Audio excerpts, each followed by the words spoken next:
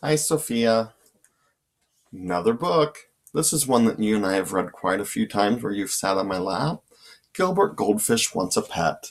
The story is by Kelly DiPucchio, and it's illustrated by Bob Shea, or Shea.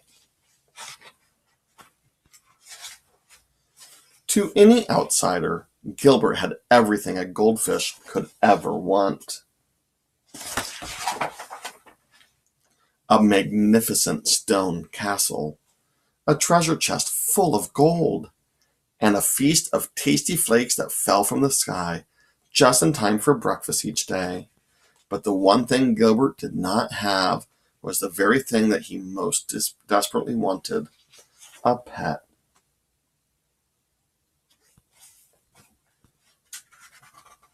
Sometimes he imagined his pet would be small, sometimes big, sometimes really big. Sometimes Gilbert imagined his pet would have fur, or feathers, or floppy ears. But every day and always, Gilbert imagined what it would be like to have a pet to care for and love.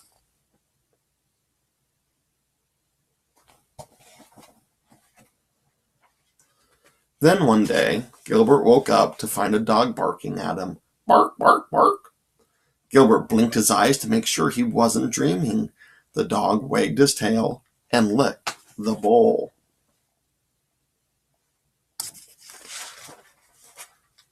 Gilbert swam around and around in happy circles. The dog ran around and around in happy circles too. A pet, Gilbert glubbed. I have a pet.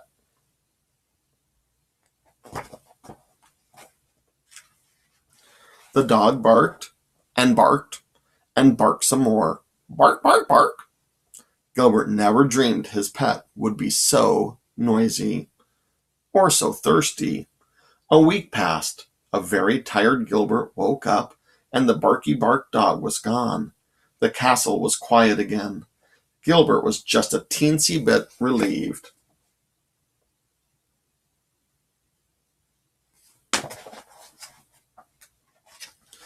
A few days later, Gilbert noticed a small, gray mouse peering at him through the glass.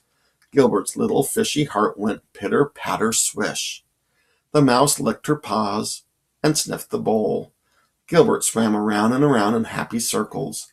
The mouse, who thought Gilbert was a large chunk of cheddar cheese, ran around and around in circles too.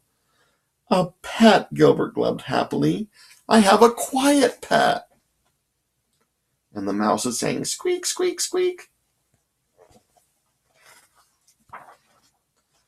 The mouse sniffed and sniffed and sniffed some more. Sniff, sniff, sniff. When the hungry mouse determined that Gilbert was not, in fact, a block of cheese, she ran away, and she never came back. Gilbert's little fishy heart went pitter, tatter, plop.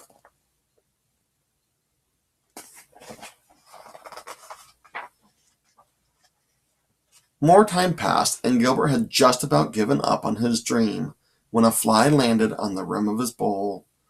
Well, hello there, little fellow, Gilbert called out cheerfully.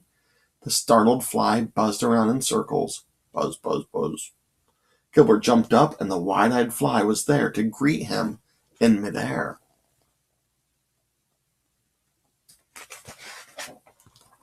A pet, Gilbert glubbed. I have a quiet, friendly thwack. Oh my, poor fly. And poor Gilbert. He cried enough tears to fill a 10-gallon aquarium.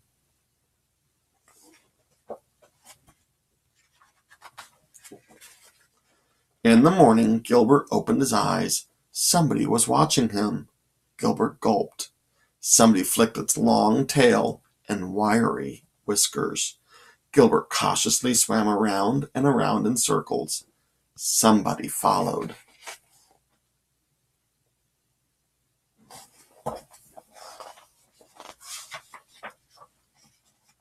Gilbert jumped. Somebody jumped too. Gilbert thought, eyeing the curious new creature before him. Not too loud, not too rude, and not too squished. A pet, Gilbert glubbed.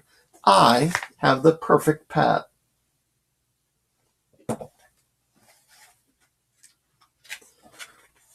You look kind of hungry, Gilbert said. Would you like to join me for breakfast? The creature moved in closer and closer and closer, and then it took a big bite of a delicious green flake.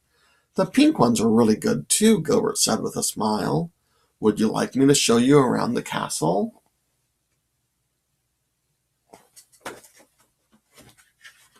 Now, Gilbert really does have everything a goldfish could ever want, including a pet. Fluffy. The end.